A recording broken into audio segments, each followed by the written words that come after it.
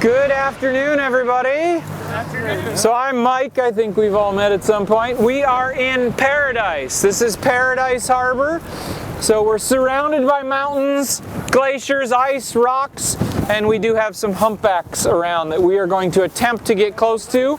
They're being a little sneaky, but we'll see what we can do.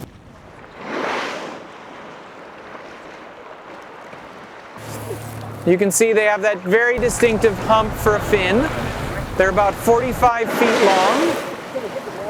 There's three there together. There's three humpbacks together. Flukes, get ready. Another fluke coming. They're doing quite shallow dives, actually. They're not going very deep at all. They're not staying down very long, just a few minutes. And they're working their way around this bay.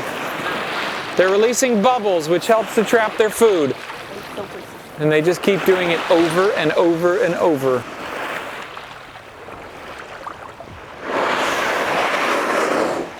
If you don't like this, you're on the wrong trip. That's all I have to say.